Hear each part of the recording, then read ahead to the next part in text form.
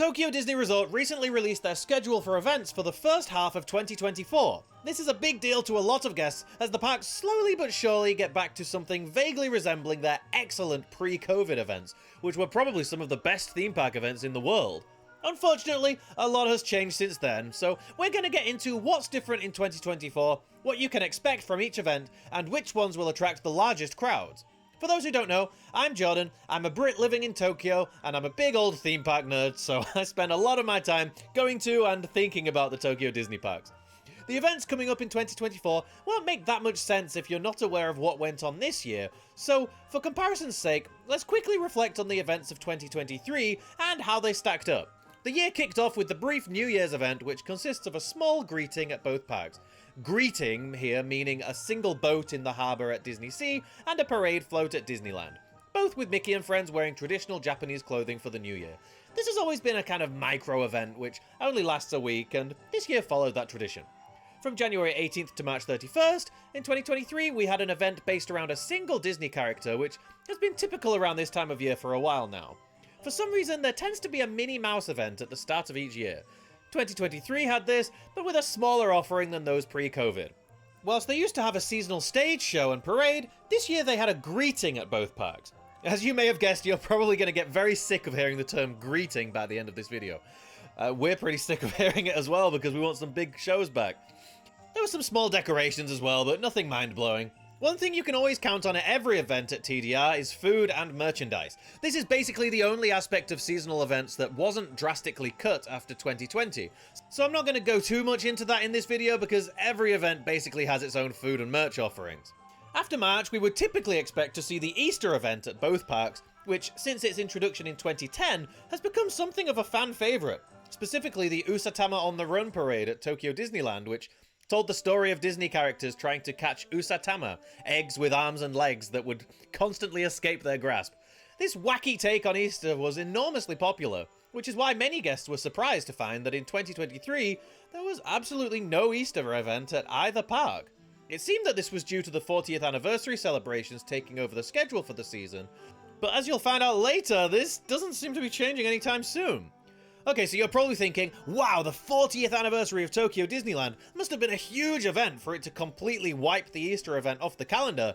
Well, no, it wasn't.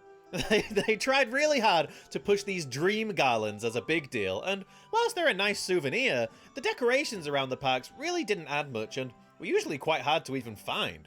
World Bazaar, an area that was absolutely stunning for the 35th anniversary, looked forgotten.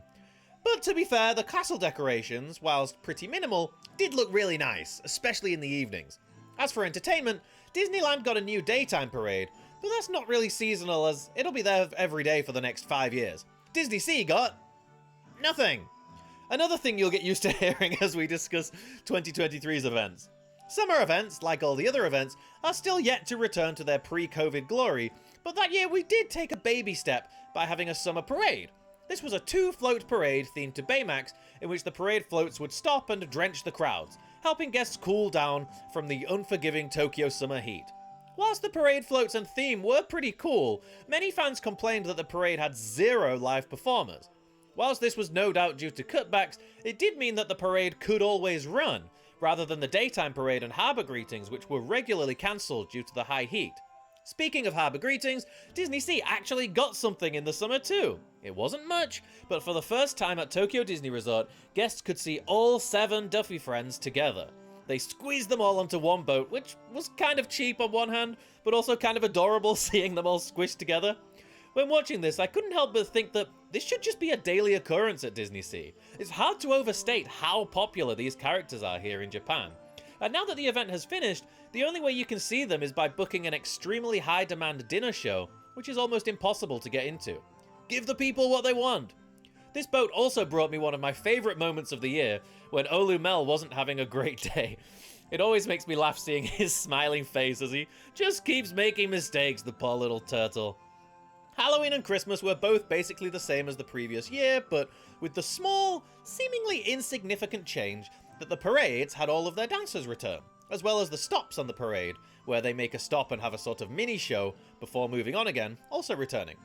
Over at Disney Sea, They got some small decorations for Halloween and some Christmas trees for Christmas. Oh, and some food trucks outside Tower of Terror. Remember these, as they'll be important later in the video. These tiny changes, of course, didn't impact the guest behavior very much, except they absolutely drove the guests crazy and enormous crowds were gathering at the front of Tokyo Disneyland as early as 3 AM. The most significant difference to before the pandemic, though, is that the hugely popular Spooky Boo Parade and Christmas Story parades used to run twice a day, but now only run once, meaning there's a huge scramble in the morning for guests who want to buy DPA, which sells out in minutes, or rush over to get a good spot and sit there all day, really congesting the most busy parts of the park.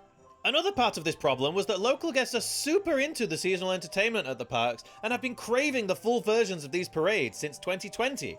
And the other side of the puzzle is that guests visiting from other parts of Japan have been putting off their Disney trips since the pandemic, so we had this kind of double punch of pent-up demand. As we move on to talking about 2024, I personally think whilst Halloween and Christmas will always be very busy parts of the year, I think the crowds might not be quite as intense unless they pull something special out of the bag. A lot of the guests, especially visiting from further away, won't have had a very pleasant time, and I can't see them being in a hurry to come back, especially at these super busy times of year. It was really hard to have a fun time during these events, to be totally honest, especially Christmas when the crowds were unbearable. I'm used to queuing up for rides and even food, but when it's like a 10 or 15 minute queue for the toilets every time and you're pushing through crowds constantly all day, it's a bit much. So if you're planning a trip for next year, I would try to avoid October through December unless you really want to see the parks during Halloween and Christmas. The guest costumes are pretty cool at Halloween, to be fair. Okay, so that's all the events we had in 2023. So let's move on to 2024. Whilst we don't have the whole year confirmed, OLC did recently release some info regarding the events up until the summer. And whilst they're all still kind of small scale, they are definitely making some improvements. Although Disney Sea still seems to be getting snubbed in terms of seasonal entertainment for the foreseeable future. Maybe this will change after Fantasy Springs, who knows. Kicking off the year is the New Year's event, which, again, even before the pandemic, was always just a small week-long event with a greeting at each park, seeing the characters in their traditional Japanese outfits. But that's probably already finished by the time I get this video out anyway, sorry! Next up is something new! Kinda. So this is a two-part event at Tokyo Disneyland called Palpalooza, in which a different Disney character will be the main focus of each event. First up, from January 10th to March 19th, is Minnie Mouse, who has actually had her own events multiple times over the last few years, so it's not too fresh. They have announced, though, that this year, as well as the standard food, merch, and decorations, will also have a new parade, with 6 floats and 60 dancers, so that's really cool.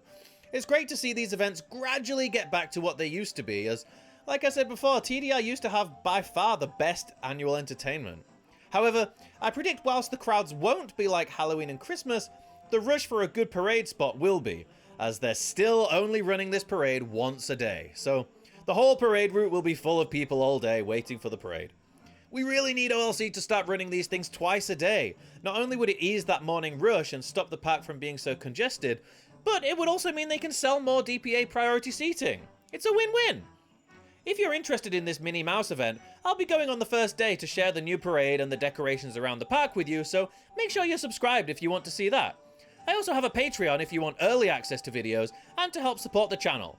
We don't have annual passes here, so every time I visit the parks, I have to pay full price, which makes it hard to make new videos. A huge thank you to all of you who've done that. So, remember I said this event is a two-parter? Whilst we still don't know which character the second Palpalooza will be celebrating, we do know when the event will run, which is from April 9th to June 30th.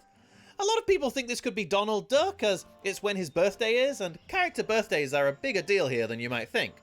Whilst Donald would be great, I'd love to see Goofy take the spotlight, as the recent events seem to be lacking kind of humour and silliness, and I'd love to see some wacky Goofy parade floats and costumes.